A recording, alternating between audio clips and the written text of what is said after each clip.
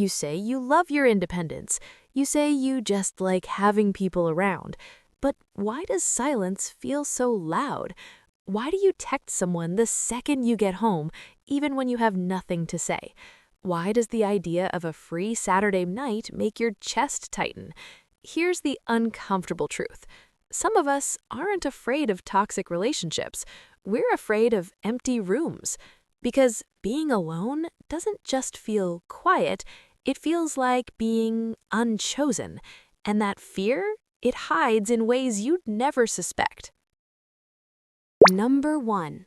You stay in conversations you don't even enjoy. You say you're just being polite, but you're exhausted.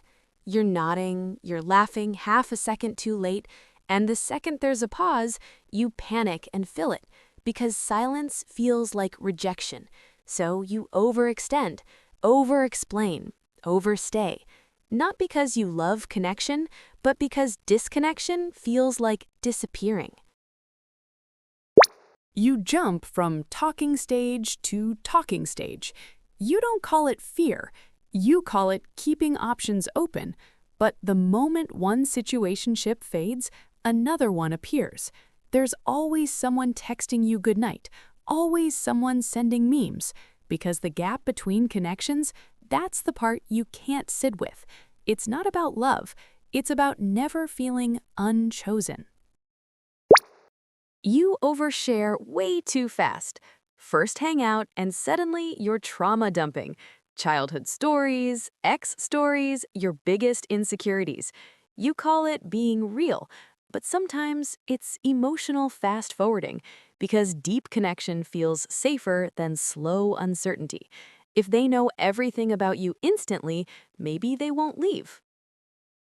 Number 4. You feel unsettled when you have no plans.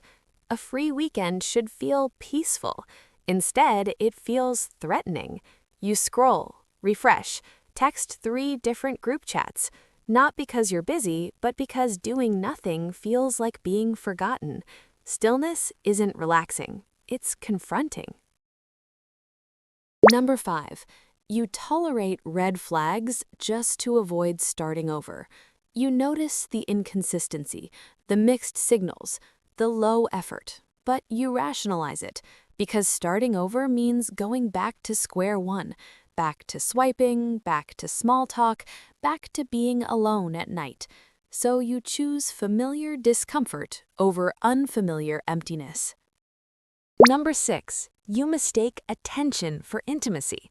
They respond fast. They like your stories. They watch all your snaps. And suddenly, it feels meaningful. But attention isn't intimacy. Being seen online isn't the same as being understood. If someone disappears for a day and your mood crashes with it, that's not love. That's dependence disguised as connection. If you saw yourself in even one of these, you're not broken. You're human. Being afraid of being alone doesn't make you weak. It just means no one ever taught you that your own company is safe. But here's the shift. Alone is not the same as abandoned. And the moment you learn to sit in a quiet room without reaching for a distraction, that's when connection stops being survival and starts being choice. Comment the number that hit you the hardest. Send this to someone who hates being alone. And if you're learning to choose yourself lately, stay. There's more clarity ahead.